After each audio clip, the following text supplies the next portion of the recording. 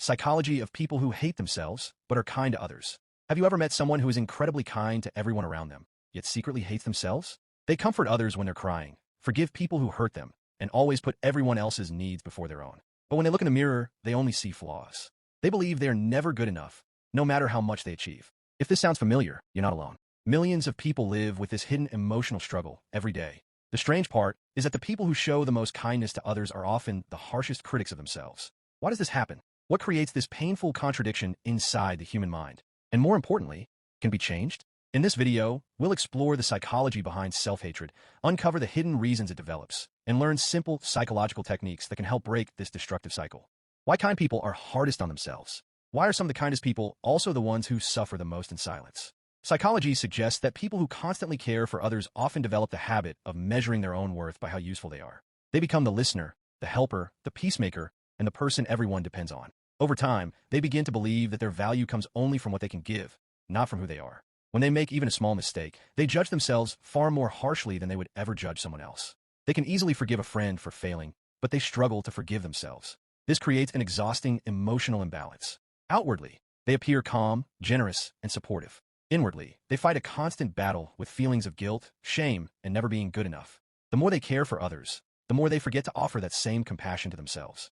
Childhood experiences that shape self-hatred. Self-hatred rarely appears overnight. In many cases, its roots stretch back to childhood. A child who grows up feeling constantly criticized, ignored, compared to others, or praised only for achievements may slowly begin to believe that love must be earned.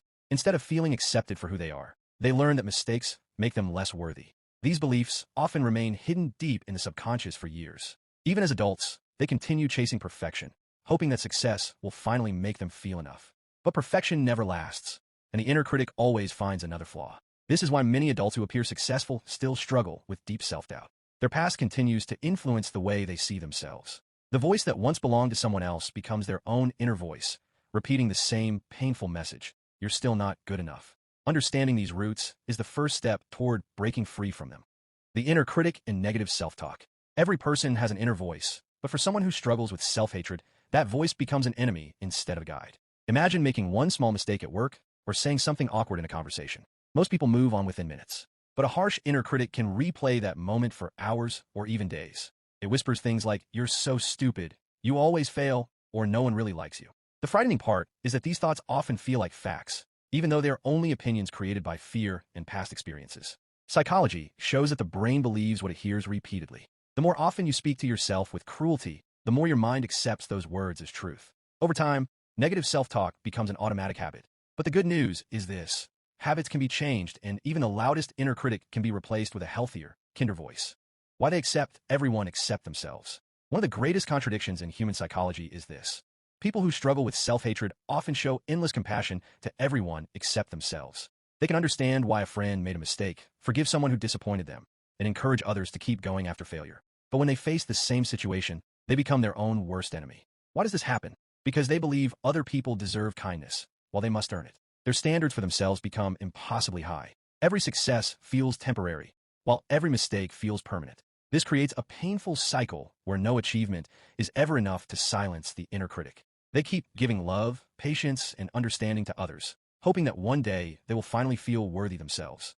But true healing begins when they realize that the compassion they freely give to others is the very compassion they have been denying themselves all along. The cost of living for others' approval. Many people who secretly dislike themselves spend their lives chasing one thing: approval. They believe that if everyone likes them, praises them, or needs them, then maybe they will finally feel valuable. This is why they often say yes when they really want to say no. They avoid conflict, hide their true feelings, and sacrifice their own happiness just to keep others comfortable. At first, this behavior may seem kind and generous, but over time, it becomes emotionally exhausting. Constantly seeking validation gives other people control over your self-worth. A single criticism can erase the happiness created by 10 compliments. Psychology calls this external validation, where your confidence depends entirely on other people's opinions. The problem is that opinions constantly change. Real confidence cannot be built on something so unstable. Lasting self-worth begins only when you stop asking the world for permission to feel enough. Psychology method number 1, pronoun shifting. Now let's explore the first psychological technique that can weaken the inner critic. Researchers have found that changing the way you speak to yourself can immediately reduce emotional stress. Instead of saying, "I'm such a failure," try speaking to yourself as if you were talking to a close friend. You might say, "You made a mistake, but you'll learn from it," or even use your own name. "Sarah, you've handled difficult situations before. You'll get through this too." This simple shift creates emotional distance between you and your negative thoughts. Rather than becoming trapped inside painful emotions, you begin observing them more calmly and objectively. It becomes easier to think clearly instead of reacting with shame or panic. The goal isn't to ignore your mistakes. It's to respond with wisdom instead of self-hatred. Sometimes, the kindest voice you will ever hear is the one you choose to give yourself. Psychology method number 2, the 5-second silence rule. 1. Have you ever noticed how uncomfortable some people become when they receive a compliment? Someone says, "You did an amazing job," and they immediately reply, "It wasn't that good," or "Anyone could have done it." This habit may seem humble, but psychology suggests it often reflects low self-worth. Every time you reject a compliment, you reinforce the belief that you don't deserve appreciation. Here's a simple exercise known as the 5-second silence rule. The next time someone sincerely compliments you, don't argue, don't explain, and don't minimize your achievement. Simply smile, say, "Thank you," and remain silent for 5 seconds. Those few seconds teach your brain to accept positive feedback instead of resisting it. At first, it may feel awkward or uncomfortable, but with practice, your mind slowly begins to accept a new possibility, that maybe you are more worthy, capable, and valuable than your inner critic has allowed you to believe. Psychology method number 3. Self-care is energy maintenance. Many people believe that putting themselves first is selfish. They feel guilty for resting, saying no, or taking time to recharge. But psychology tells a very different story. Self-care is not about avoiding responsibility or thinking you're more important than others. It's about protecting the emotional and mental energy that allows you to live a healthy life. Think of your mind like a phone battery. If you never recharge it, it will eventually shut down, no matter how powerful it is. The same is true for your emotional well-being. Sleeping well, eating nutritious food, exercising, setting healthy boundaries, and taking quiet moments for yourself are not acts of selfishness. They are acts of maintenance. You cannot pour from an empty cup. When you care for yourself, you become stronger, calmer, and more capable of helping the people you love. True kindness always includes kindness toward yourself.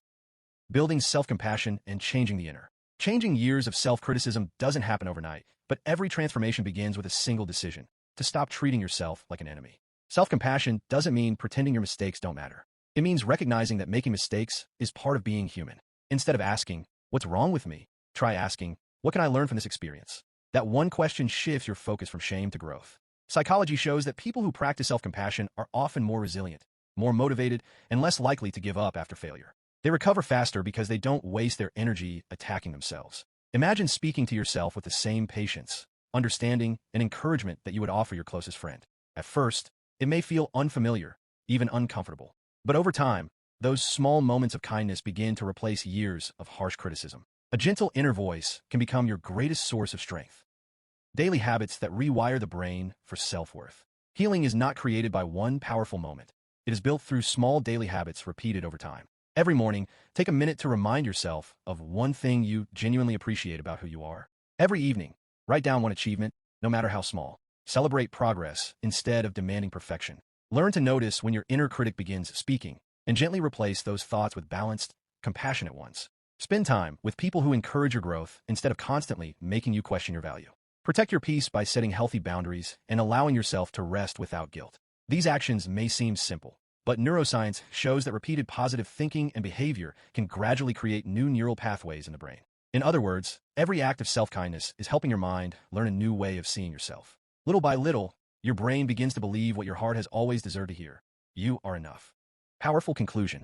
If you've spent years believing that you're not good enough, remember this: those thoughts are not your identity. They are learned patterns, and learned patterns can be changed. The fact that you've always shown kindness to others proves that compassion already exists inside you. The only person you've forgotten to give it to is yourself. Real healing doesn't happen when you become perfect. It happens when you stop believing that perfection is the price of love and acceptance. Every time you speak to yourself with kindness, accept a compliment without guilt, or choose to care for your own well-being, you take another step toward freedom.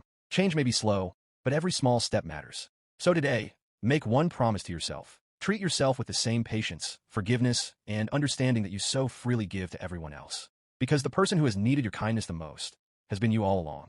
Thanks for watching. If this video helped you see yourself differently, don't forget to like, subscribe, and share it with someone who might need this message today.